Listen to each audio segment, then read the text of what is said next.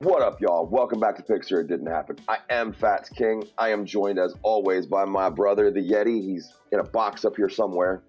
Hey, here we are, a big old box. Here I am. What's up, guys? Take two. Well, you know what? We're still here, and it's going to be awesome. And glad you guys could show up and make it on time, because this is the first time we've ever done anything like this. And it's going to be a great show. So, yeah. We have a returning guest and longtime friend of the show, Big Daddy Boss Mac, LegionArtWork himself, Jonathan McLaughlin, man of many names. And he has a lot of shit to talk about, and we're going to get right into that. Yeti, you had a question? Yo. What up? Yeah. What up, man? He wants to say hi to the people. Hi, everyone. Hello, beautiful people. I want to say hi to you.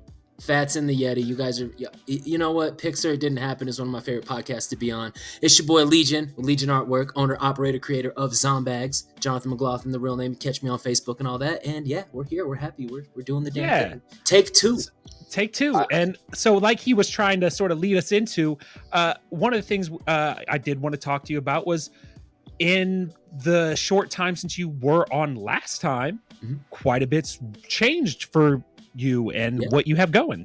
Yeah, it's honestly, it's quite awesome. I feel like last time I was here, I was I wouldn't say an unknown, but I was at a different tier at echelon of the scene. I feel like I've been able to elevate my status a little bit, and working with a lot more bigger names and people, and I'm honestly blessed and privileged to be in this situation. And it's an honor for everybody who's a part of the movement, anybody who's here for ZomBagz. ZomBagz are the future, and you guys are the reason why ZomBagz are the future. So just thank you all. Yeah, that's the fact that you even still want to talk to some nobodies like us when you've gotten this fucking big. It warms my black heart. But thank you.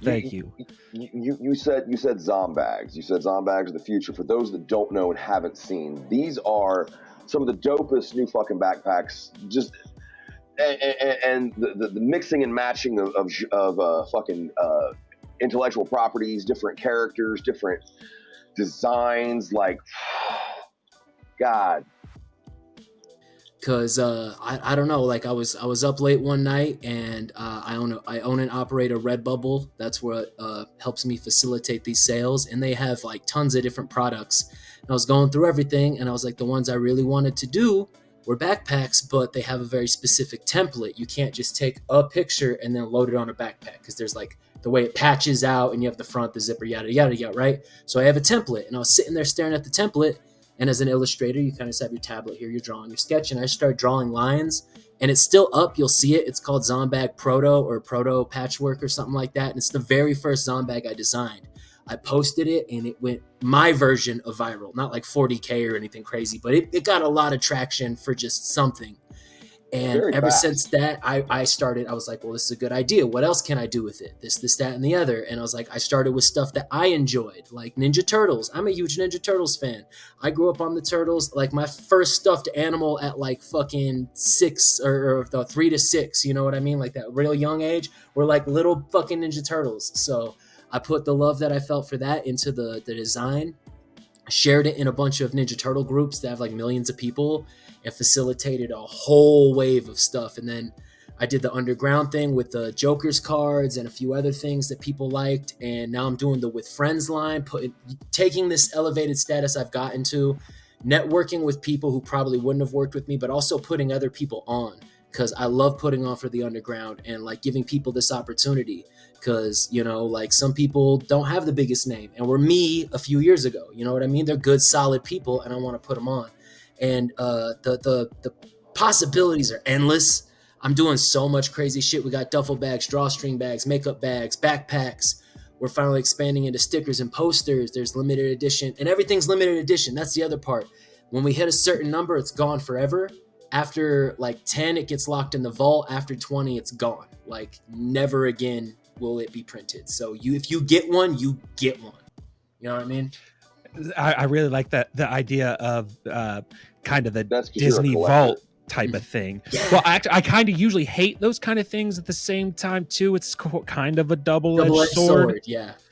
So like I get it, because as a collector, it's like, I have this rare thing. But at the same time, as the guy that like, oh, I just found out about this, and like 2 months ago there was a pre-sale, and now I got to spend 5 times as much. This sucks. Oh, I totally feel you, man. Like that's one of the reasons why I offered Patreon as a thing for like some people who are like you can reserve bags. So say if you're the kind of person whose pay schedule isn't typical, I'm like one of those people. For say I work off of commission, so I don't have as much money in certain days as I do other days. So I try to give people that opportunity to be like, hey, if you just buy into this like $10 thing, you'll have the opportunity to save a bag the day it drops, whenever you want it. You know what I mean? And then you can have it no matter what, whenever you're ready to pay for it. Kind of like reserving it.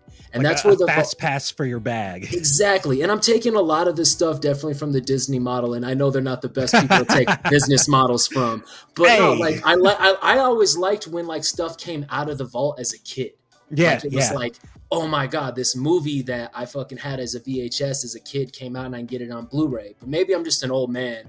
And well, we went through a lot of technology in a short amount of time. Yeah, from like the VHS to DVD to Blu-ray and HD, and now it's all digital. It's all so it always gets like re-released and stuff, and I like being able to offer that to people. And I don't know, I'm not really a collector, but I appreciate collectors. Does that make sense? And I see absolutely. I see it in the culture. One of my favorite people in my childhood was a friend of mine named Butane, and he had the case, like a box of every ICP CD, every Twisted CD, every like originals.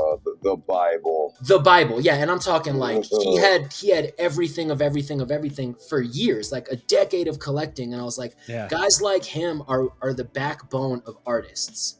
And if you don't appreciate them and care about them and kind of like, I wouldn't say pander to them, but like market to them, and understand that what they get, like they appreciate getting something that will never exist again. Like a guy told me, he was like, I got number 10 on the Dark Lotus bag, and that makes me happy that there's not going to be another one. I was like, not released publicly, no. Like other people can go in the vault through Patreon and have access to it, but only 10 more, and then that's it. But he got the last public one. And that's something he gets to hold precious to him. And that makes me happy because I like offering that to people, you know? It's the whole part of this whole thing is it's like a whole new experience for my art form, because I create art all day long, and you could buy a shirt or you could buy a sticker, but like to be able to buy something like a backpack, like I have one over there, and I'm like happy because it's me and it's the only one in existence. It was on the store, nobody bought it, so I was like, fuck it, I'm gonna buy it and I'm gonna take it off the store. There you go. So I really like that you actually mentioned you were mentioning there, appreciating the collector, especially for somebody that's building their own brand. It speaks a lot about your character, especially when I look at some of the companies that I buy my collectibles from. And unfortunately, you can tell like they're a company that is beheads to, their corporate overlords and their investors and their backers and all these things, so they have to meet quotas, and Hasbro has to make money, and they have to make more money than they did last time, otherwise people lose jobs. So the collector sort of goes a little to the byway some. So it's really cool that you're able to keep the collector in mind and do really cool stuff that you like and that collectors like. And what I really enjoy is you were talking the crossover success that you can launch with these, going to a Turtles group, genius, tons of Turtles fans, and being able to cross platform. I think that's one thing that a lot of people either struggle with or just don't really know how to pivot what they do to match that scene. I something agree. Something else I want to add to that. Also, you'd done music and you were doing stickers and you had done other things, but like, also good on you to have the business sense to realize that this is a one-of-a-kind kind of an idea.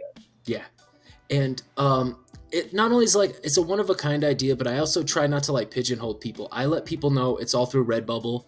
I've put several through the With Friends line. I've collabed with artists, and 3 of them currently have their own Redbubble account and sell their own backpacks now.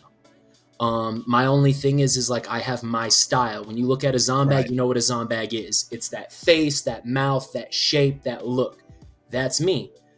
As an artist, I will always share knowledge and put people on game, because I remember I started doing all of this music, all of that art stuff at like 15. and nobody wanted to put me on, and everybody wanted to take advantage of me. So fuck that. I try to help people. I try to make sure any knowledge I have, I'll put it forward. If you want to know how this works, how that works, what stuff is, I try not to post it publicly, but anybody who wants to reach out, I'm always open to expand and build and network. Cause like it's a golden opportunity that I fell into, because like anybody can do it, but I feel like I did it well.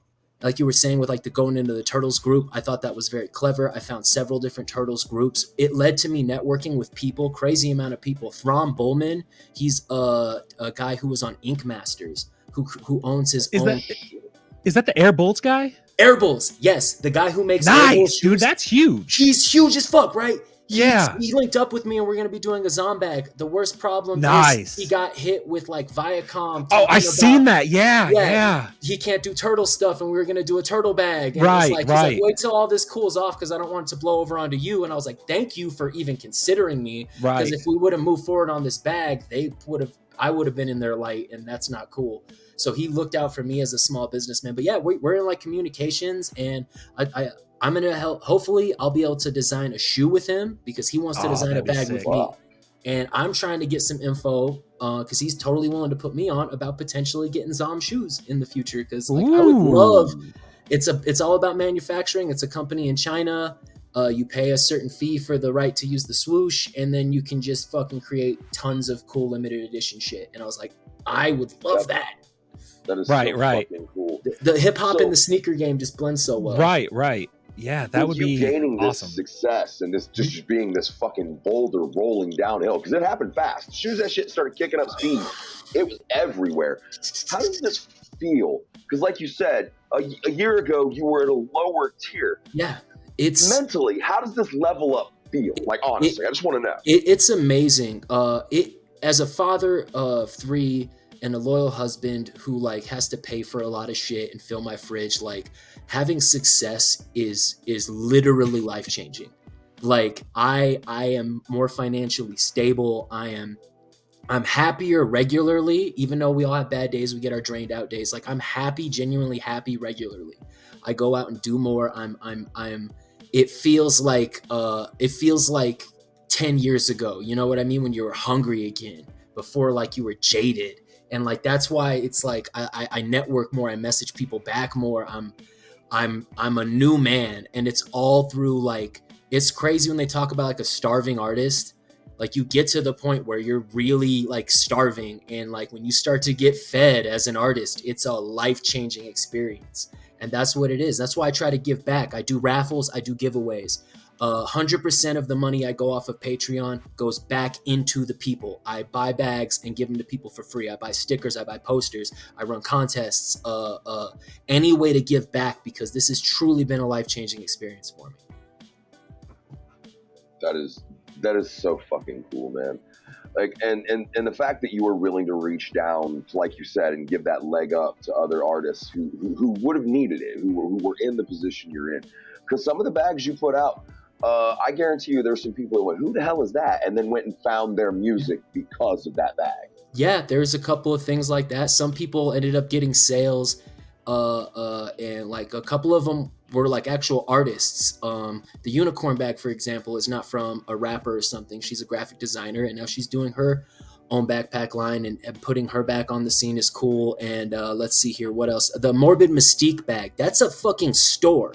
That's a brick and mortar store in Glendale, Arizona, like who just opened and like brand new, got their sign and just opened their doors when we released the bag. So the promotion on that store, then they bought a bunch of ZomBagz and stocked them in their store. So they're putting me on. You're actually in a brick and mortar store? Yeah, like you could walk into a shop that sells shit and there's a ZomBagz on the shelf. Like, see, and you didn't even need no distributor, no Walmart, no Targets. But if Walmart and Target would like to get in contact with this man, he will field your emails. Yeah, damn, that is like the biggest jump I've heard from anybody in this shit. Like, there's a lot of artists who are making a noise, and then there are artists who have gone further than just making noise. And I believe you are on that level, my friend. You are in a brick and mortar fucking store. I'm truly trying my best.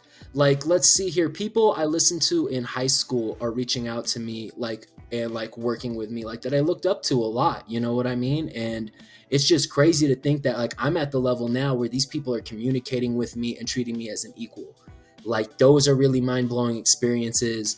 I'm not 1,000% sure if I'm like publicly allowed to talk about this, but it'll be a fucking Pics or It Didn't Happen exclusive. But I am currently in contact with LLE and working on something. I can't put any other details out there, but something is occurring because I've done graphics with them in the past. I've done stuff. If you look on their storefront tier, I designed all the Zool popsicles. Those were designed by me. I have a jersey you designed in my closet right now. Yeah, and I've been working with them for a little minute now. It's like on and off. It's sparse. I mean, again, they got 8 legs. When you got an ace in the pocket, you don't really need to go to me often. But like, it is still nice that line of communication. You're an ace of another suit. You ain't got to be the spade. You could like, because this is something I wanted to point out to you. When he got signed up as their exclusive guy, bro, your whole world also got even bigger on that one too. Yeah. Because the 2 names everyone says the most are you and him, either first or second, one or the other. No, yeah, it's I am proud to live in that man's shadow because he's an amazing person. I always say this every time he gets brought up. He put me on and taught me shit. I have paragraphs, countless messages between me and him personally, where he helped me and inspired me. I went through a problem where I lost a bunch of client work and I didn't know how to handle myself during that time. So I reached out to him and he kind of like patted me on the back and attaboyed me through it. And he's truly a good person. And so yeah, I think shit I can't imagine. Well, I don't think that he's going to be happy to be hearing this. He probably wants those files deleted. I know, right? Delete all that shit. I'm not a good person. Damn it. I know, right? Yeah, but yeah, gotta keep up the kayfabe. Actually, speaking of him, we'll talk about his better half real quick. I have a song coming out with Whipstick. Yep. Let's see here. If you were on my Patreon, you heard my verse before his verse was released. I dropped it out there like as a little exclusive teaser, and then he got his vocals back to me right after Astro. It was kind of awesome because I totally spaced that Astro was a thing at the time, right? Obviously, I know it's there, but I forget like the exact date because I'm not going to it, right? So I just message him. I'm like, all right, song sent off, bud. And he's like, well, I'm off on the Astro. And I'm like, oh, my bad. Like, you handle all of you do you first. And then he was still like working on the song. Like, even though he was off on his way, he was sending me little clips of verses and stuff. I was like, you are truly one of the coolest people. And I appreciate like the love and respect that we still have for each other. And I'm excited for the song to come out. It's really cool and fun. It's just my verse and his verse and like a little bullshit in between, but it's really a fun song. And that'll be coming out soon. Before we talk about the music, I just want to say that's also something that I'm loving seeing is this synergy of the underground. Like I went to the Super Show the other night and I got to see my entire Spotify playlist basically on a stage. Oh, beautiful. And what you're talking about and what everything's happening, like everybody's just working hand in hand. And it's the same shit we've been talking about since he and I got this shit started. Motherfuckers are anxious and happy and willing to work with people again. And it's a beautiful fucking thing. Oh yeah. It's the reason why we do this. Oh, I absolutely love it, man. Like I was sad I couldn't be at Super Show. It was one of the things on my to-do list of like places to go. But luckily I'll be as I was going to say, 66 days and I should be at camp. Hopefully I will be moving in August. And if everything is settled in August for my move, then I should be ready financially to take off to that. You know, I'm saving tax money, doing the whole thing. And I tend not to save for events. I really don't, but I feel like this is one of those things that like, I don't want to miss it. And the culture and the scene is so accepting of me and who I am. Oh, we would love to have you. I can't speak. Like, I can't speak on behalf of them, but I know the culture. The amount of Zooligans that love me is just crazy, and I have nothing but love for them. Like I did a bunch of shit. Like before they ever reached out to me, I was doing like Zooligan pieces. There was like this 3 mask with like hands reaching out of the mask, and like the text says Zooligan. And I was like, I put it out. I was like, any Zooligan can use this for whatever you guys want. This is just my art on the culture for you guys, because I got love for like how much love they have for the scene. You know, it's like a new lifeblood even though they're all a bunch of old cats like me. It's like it feels very youthful. It's gonna take the old heads to fix this shit. Yeah, we've said that. Yeah, it's good times and wonderful people like you putting on amazing shows like this. I'm actually might as well talk about it on the show. I'm going to be reaching out to you guys about giving you guys a free ad spot on my shit. I have a bunch of streaming that I do, and I have ads that I run, and I want to fucking put on you guys because you guys always put me on it, talk so highly of me. So I'll be adding that out. I run 5 ads on each stream, and one of the ads are being cut. And we're going to add you in as that free spot because, yeah, we have nothing but love for you. Do you want us to cut a fucking commercial? Yeah, I'll bet if y'all want to cut a commercial, I'll play that every time. Something I want to be upgrading into is running stingers and commercials. I want to be like a DJ where you have like your little board, you hit a button and a sound. Oh my God.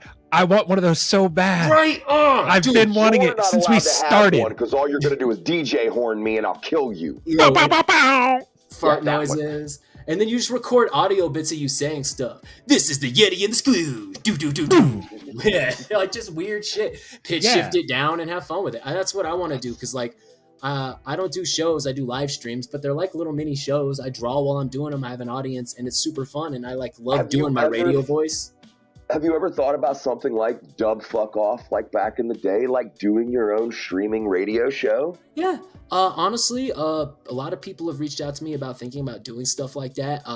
The main thing is like when I do a podcast, my podcast and my concept is very out there. What I'm going to do is I'm going to be doing a Reddit podcast where I read fucked up shit on Reddit, like people's story of them cheating on their wives or stories of this, that, and the other, or their drug stories. And then you read through the funny ass comments. And it was going to be me and my partner, and we're going to sit and do all that. But it's like totally not underground related and I'm like taking a different lane with it. So when I do use that lane, it's not going to be really a radio show. You know what I mean? But I'd love to do a radio show. But the issue with that is fucking streaming rights and like where it's like, I play people's music, but they have distribution through DistroKid, which is extremely strict and they own the rights to everything. And that's one of the reasons why everyone's like, oh, why don't you play your music on your podcast or on your show? It's like, because my shit's distributed away from me. So they own the rights to all this shit. So when I stream my own music, I get flagged by myself. And then I'm not going through that whole left hand shakes the right hand bullshit for an hour just to make my stream go fucking right.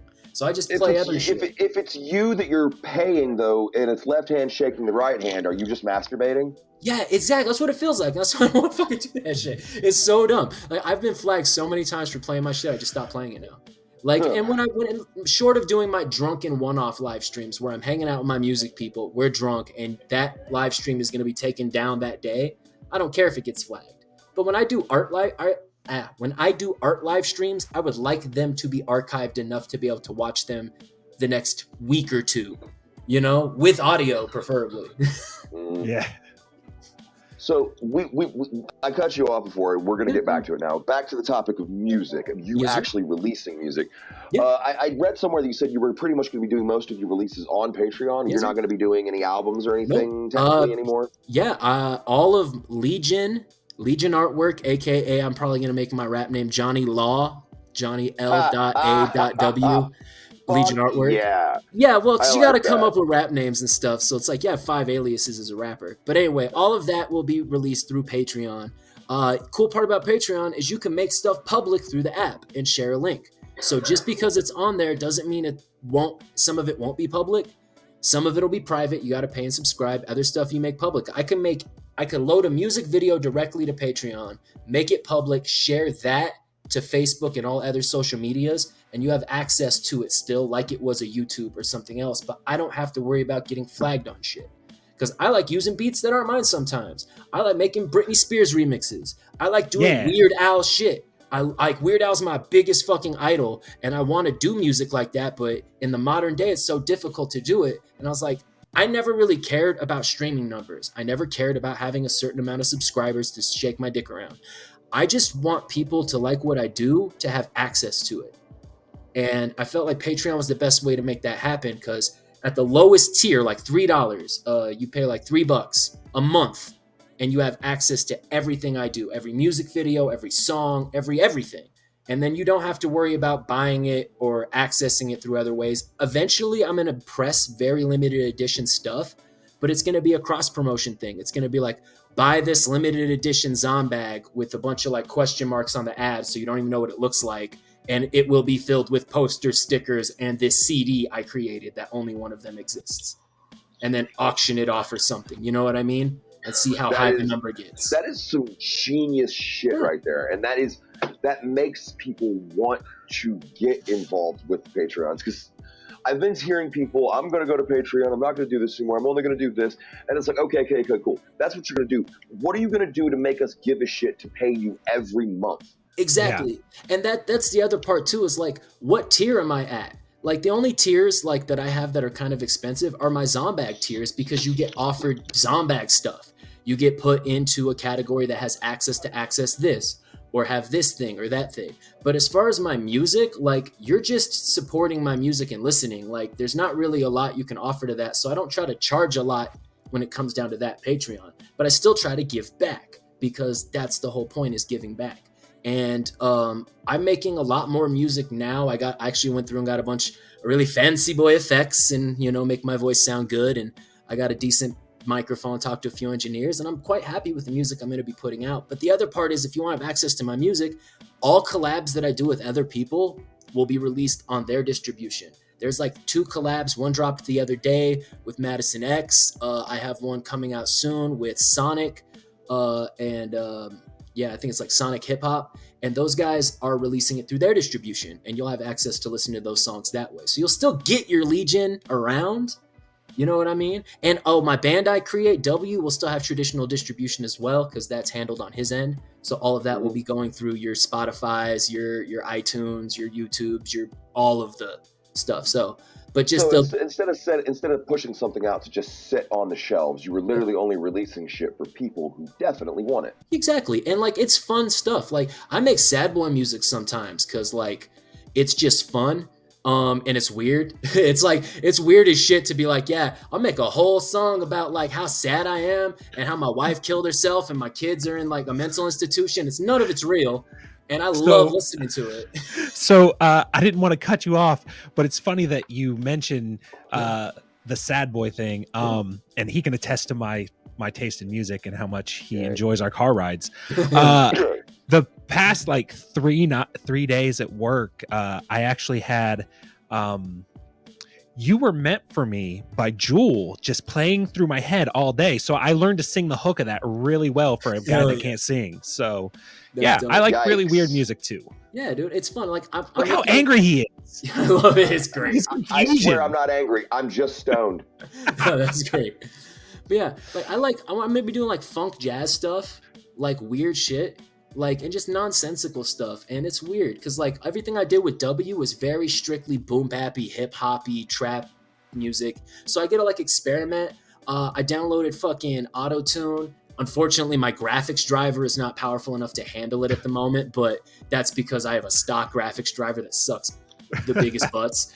But when I update my computer, I own this plugin to do those really cool robotic T-Pain stuff, and I'm gonna have so much fun with that. Oh dear God, you know I'm gonna be singing. I want to hear "I'm in Love with a Stripper" from Johnny Law. Dude, I'm gonna be doing all kinds of stuff. I'm gonna be investing in a little keyboard because I have a vocoder now. Well, vocoding software, so then I could like play notes and talk into the mic and be like wow, and do like some what's it called? What's a mini? What's it? The mini iPac or APAC or something? Yeah. Like the little keyboard guy. Yeah. That I saw those. I was like, that's kind of cool, but I wouldn't know what to do with it. Yeah, see, I have like crazy amounts of like fucking time while I'm drawing to have a YouTube screen on my second monitor, and I like Neo the Matrix my brain, and I plug in the amount of knowledge. That's why I'm like a jack of all trades. And I know I do crazy amounts of shit. I'm teaching myself right now, not now. That'd be a dick move. That's like that would be crazy if you're actually learning right now, while you're talking with us. No, but I'm teaching myself music progression and music theory. Teaching myself chords. I never actually learned how to play music, even though I'm a musician. As a rapper, you don't need to know that. You need rhythm. You need. I mean, that to be a lot of guys would argue you don't need actual training to be a musician. Actually, the Beatles purposely never got trained because they thought it would sort of work out who they were and make it too stiff. So agree 100%. The Stooges picked up their instruments probably 3 weeks before they recorded their first album. See, see stuff like that, and like I like this. That's how you get evolved experimental music. You know what I mean? Like if you think of, I was watching a thing recently about how like Fruity Loops changed the hip hop scene because everybody was using samplers and drums and like little boom boom boom machines. And when it came to the point where you can create stuff digitally easily, trap music started popping up because that really fast cymbal and tapping and rhythmic vibe was easily accessible on a digital platform. And nobody like told these cats what to do. They just did it because it was intuitive. And that's always really fun and interesting, like to watch music like evolve. Right now there's a lot of like I don't know, I feel like it's like slowing down, you know, like stuff's getting a little more like chopping's kind of getting off pushed to the wayside, and like more slow meaningful stuff is hitting a little bit better, more story driven shit. I can see that. It's come to the point that if you can't chop, people won't let you. Yeah, that's very true. You'll get called out, which makes me happy because it got to the point where almost too many people did it. And my opinion on like chopping with rapping was like, it's fireworks and it's cool once a year, but you don't want to wake up to it and you don't want to shower with it. You know what I mean? Like you want it once a year. And so when it's everywhere all the time, it's just like, whatever. I prefer bowl of cereal rappers. Kind of guy could eat that music every fucking day and smile and listen to it and be happy. But, you know, like, and that's what I strive to be. That's a great analogy. I strive to be and you can say it's candy or corny, because let's be real, most cereal is made of corn. But so and sugar. And sugar, yeah. So I could be a sweet, corny rapper, but at least they eat me every day. There you go. And my favorite brand is Post, by the way. I had to. On top of all of that, you're fucking happy. Like all the music you're making, all the bags you're dropping, all the art you're doing, you can see it. It's visible on your face. So all of that factored in is just going to make better art, better music, Agreed. Better Legion. Right here, right now, I'm currently working on something for Art the Clown. That's amazing. Fucking shit. Amazing. One of his co-stars reached out to me and is designing up stuff. It's not directly commissioned through him, but the art that I am creating will be pressed onto something that he will have, which is really cool because he's one of my favorite modern horror villains. He is. You were mentioning Astro. I got to meet one of my favorite horror villains. I got to be in the presence of Doug Bradley. Lucky man. That's what I love about Astro. You get to see it. They actually supply that. Like The Gathering was cool because like every now and again you might run into a celebrity who got invited to play or whatever. But Astro is designed for you to interact with all of these childhood heroes. And to be able to provide that in a comfortable setting, because let's be real, Comic-Cons are crazy and big and strange when you're not in the scene, you know? Yep. Like, you see a dude dressed as a girl in a thong with a cat outfit, and you're like, I don't know if I could bring my kids around this. And I'm like, hey, cool, glad you like that anime, bro. But like, Comic-Cons are weird and very interesting. Balls. Yeah, exactly. And like, you know what I mean? It's very strange. And you'd think that would be at Astro, but surprisingly not. It's a lot of really cool people. You're like 50-50. There's some strangers. Yeah. So with all of these things happening, you can like dream really big. Could we ever see a Legion brick and mortar store? Is this things you thought about? I personally would love to get to that point. I wouldn't say I'm extremely knowledgeable, but I have a solid foundation of knowledge in real estate and business acumen. And my mother-in-law is a very successful real estate agent who owns many investment properties. So the likelihood of that happening, I wouldn't say in the near future, but eventually is quite large because I would love to have more in-house stuff. I would love to get the big ass machine that makes the backpacks. So then I have more quality control. I have the ability to take it out of others' hands. Yeah, I would love to be able to attach things to like the zippers and make that a standard. I love for the bag that you receive the bag in to be something that's cool. Well, I don't have any of that control currently, and the only way to have that control really is to do it yourself or know somebody to do it themselves. And I don't know anyone short of the company that I use. And again, that's all out of my hands. So that, and I think it'd be really cool to like potentially employ other artists and have a space with tablets and computers, or, you know, maybe even like a streaming space. I always thought that'd be really cool, where it's like, gamers or people who run podcasts that you don't have the access to have that at your home, or your home is too cluttered, you got kids, it's difficult, you know what I mean? To have that space for somebody while I'm in the back doing my thing would be great, and to offer that. And I know there was a company that did it in Europe that was ridiculously successful called the ZomBagz, and they would have office spaces for streamers. And they became ridiculously big on YouTube back in the 2000s. I mean, they're probably still big. I just don't follow them anymore. But they had like buildings and offices and employees, and everything was standard equipment. And you'd have like, you check in and you do your 6-7 hours of streaming and check out. And I was like, oh my God, that's like, I would love to run that one day. But yeah, I thought of something similar in my small hometown, because, you know, just in the years of me getting all this equipment, and like, you can go super simple and just do it. But if you want to have that professional, like high-end stuff, you either need years and years of accumulating equipment or lots of money. Yeah. And both of those things are kind of in high demand. Yeah. And so I think it's a great idea, and it could really work. Take out a business loan, explain to the people the demand, get clients before you have, you know, let them know. It's like, I have a list of people who are willing to pay me this much to rent in space. I need this much to acquire the equipment, this much to acquire the building. Make it happen, because banks are willing to invest in stuff more often like that than they used to be, because the guy behind the counter is a guy our age and they understand. Like when I went... Go ahead. Oh, no, yeah. It's like when I went to the bank, the guy I was setting stuff up with, I was explaining to him why I needed the type of account I needed and what I did for a living. And he actually understood it. Well, a few years before that, when I was in my like early 20s, I tried to set up a bank account and try to explain to him what I do. And I was getting looks and shifty, like, what do you mean? This is how you get everything's through PayPal? That's very strange. And it's just like, that's not a real job to them. That's how they looked at that. Exactly. But now so many people, it's so common. So many people go into the bank. It's like, yeah, here's a Twitch account that pays me out, or here's this, and here's this massive sum of money that is almost undocumentable, minus this one business that you have no idea what it is, becomes more normal. So now banks are more willing to invest in stuff. I say definitely look into that opportunity, man, because especially in your small town, I guarantee there's at least 20 people who want to do it, who have the money to do it, like to pay rent into a place, but don't have the money to invest in themselves in the long term. And you can put them on and build brands, and it'd be cool. I don't know. I always like putting people on. So knowing you want to do that just makes me happy. And so I'm like trying to like encourage you to do it. Yeah. Like, get at it, bro. Fucking get them. Yeah. So if you could have a dream collab as far as the bags are concerned, what would it be?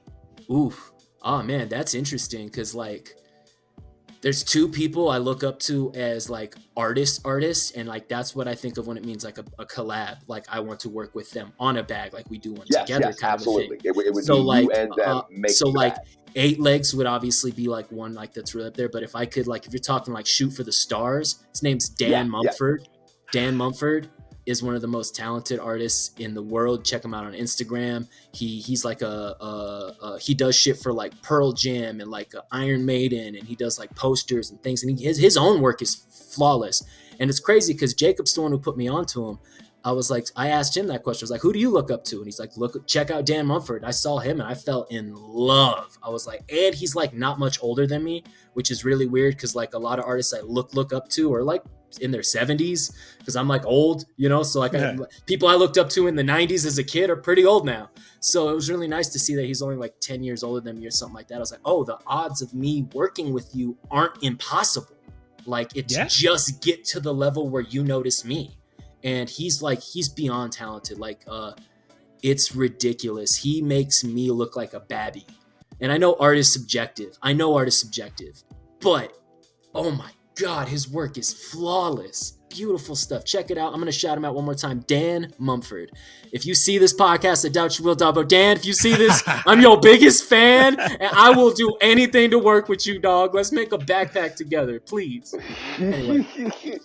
All right. So work with this man. This is the last thing I want to ask. Yeah, anything. Okay. Because it takes more than just, hey, check out this music. What is your pitch to convince people that they should just check out your Patreon? Just that one thing you're going to tell them, give it a try. Oh, the main thing I let people know is the vault, man. It's like the biggest selling point. It's like, hey, a lot of people are like, oh man, where are those Joker's card bags? And I'm like, sorry, dude, they're locked up. You can get it on my Patreon. You go support me there. You have access to anything in the vault. If you sub at the sickness tier, which is I think the $5 or $10 tier, I forget, you have access to one bag a month. that you can unlock and purchase. Also, if you sub at the next tier, you can buy unlimited amounts. So like I know some people who want to buy collections, some people want to buy like the full set of 6.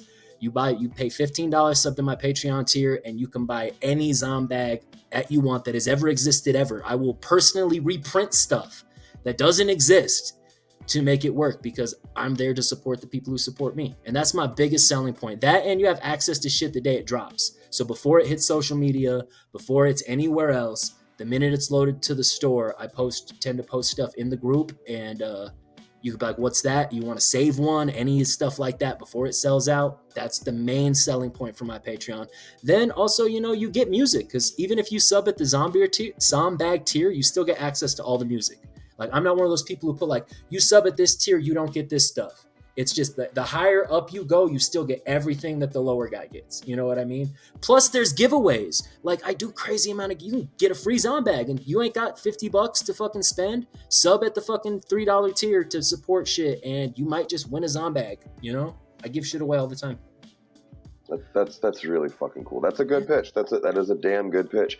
And where can they find all of these things? Where can they find your Patreon? What do they got to do? Yeah, my link tree. Let me scroll right over here to this wonderful thing. I'll read it out to you because it's a wonderful, wonderful URL. Love Linktree for that. So linktr.ee/LegionArtWork. Linktree/LegionArtWork. That's where you can find all of my stuff. Every link, every ZomBag link, every Patreon link, every YouTube link, every social media link, all there in a very fancy little tree.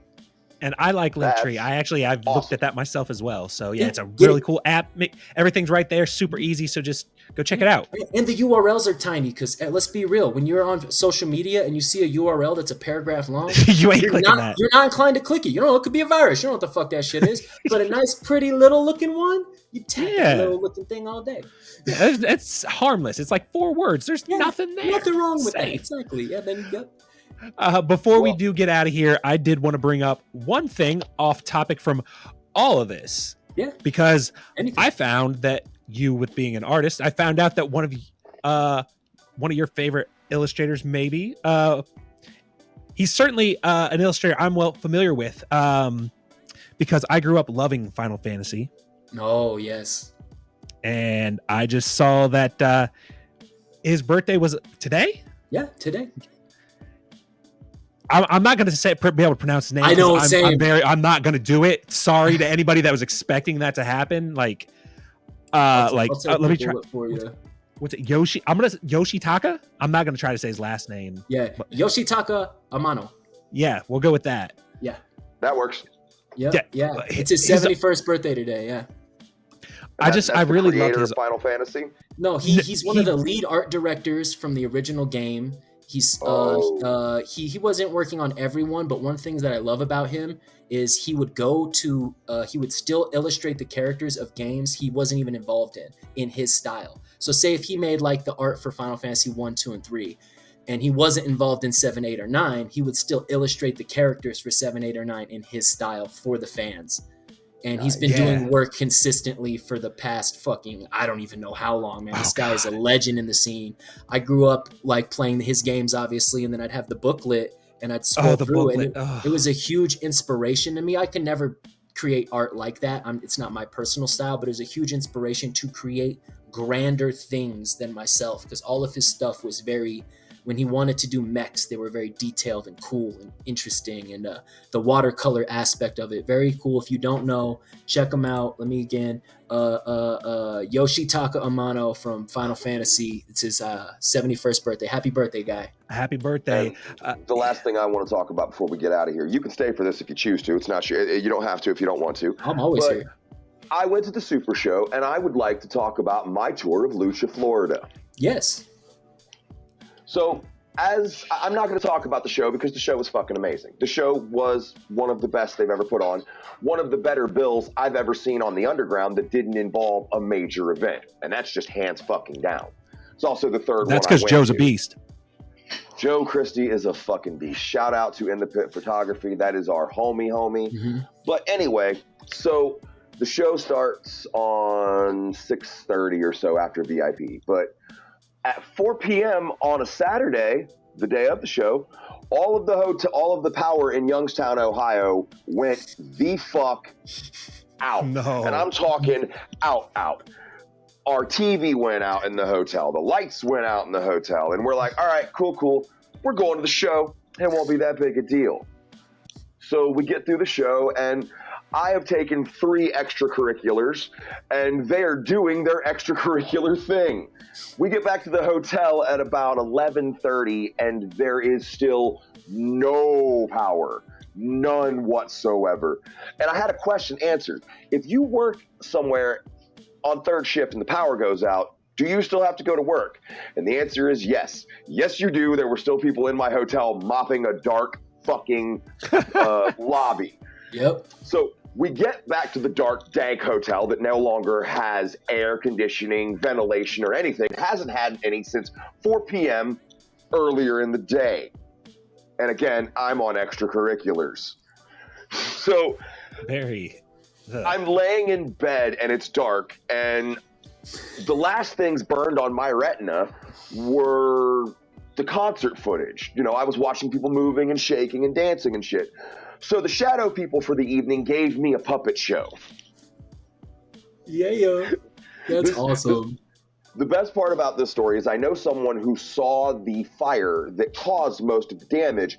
They called 911 and no one answered. What? Yes. I didn't even know you could call 911 and not get an answer. What the fuck? After going to this town, after seeing this town, and I now understand a few things about Mr. One Whipstick a bit better than I did before. Yeah. Like, this is where you from? The best thing you can do with Youngstown, Ohio is put it in your rearview mirror. Negative 666. This place was a shit hole. Shithole. That's worst hotel I've ever spent in. This is the best part. This is the final part of the conversation. I took the coldest shower I've taken since jail because there was no water heater because there is no electricity. And on top of the shower being cold, the grout and tile were not sealed properly, so all the water leaked onto the floor. Oh, shit, dude. You stayed at a world-class facility, my friend, Yep. which is crazy because I know telling where me. you stayed was completely booked solid because I tried looking for rooms too. Yeah. So, yikes. Full booked solid hotel, no power. There were people so mad in the morning. This lady spit on this guy's floor while he was mopping because she goes, "Don't you bother cleaning that." Oh man. Oh God. So yeah. Youngstown, Ohio is a definite visit. Do not stay. If you live there, I'm sorry for you. I'm moving to Youngstown, Ohio. Class it up a bit. Class it up Get a a bit. gun. You can probably buy the whole town with your ZomBagz money. You got like $2, right? Give me one more year, dog. I'll invest. I'll buy the whole town. It'll be Buy the whole thing. ZomBagz Central. That brick and mortar store will be a brick and mortar town. Brick and mortar God. town, set up the factory, freighting the things out like Amazon, just hundreds by thousands of ZomBagz. This is the complaining future. about me not giving you the intro. You get the outro. Tell them where they can find us. Well, right here on YouTube, you can click the subscribe button so you know when the next stuff comes out. Or you can follow us, me on Instagram at Yet a Night. We do have the picture didn't happen, the official you got to put on there. Also, we're normal human beings, so you can find us on Facebook and shit. So, you know. It's under Fats King. Don't look for anything else because you'll never find it. Because it doesn't exist. And yeah, no, they killed that one. And finally, last thing to close, May 27th, I'll be hosting Tooth Fest with my homie Scotty Vance, the two-man fucking Tower of Power. And June 1st, this is the big one, baby. Day Zero Gang, Camp Zool, Day Zero, I will be hosting. There will be games. There will be some musical performances, but I'm not telling you dick. Will there be mowed grass? Probably not. Follow my countdown every fucking day from now until that day if you want to feel nervous about everything. You should Until include a then. weather report so everybody can sort of. You should just have a weather report of how shitty it's looking to be. I don't know. No, it's all BYOM, man. surprise for Bring your everyone. own mower. Yeah, you got to just be prepared. Day 0, you guys got to be the ones out there like scouting. You got to be out there with like the goats, mowing out the camping spots, making sure that, you know, there's no giant lakes in the middle of everything. Like that's what you do, right? I guess, man. But until the next you guys time, just know we're gonna fucking party. But hey, okay.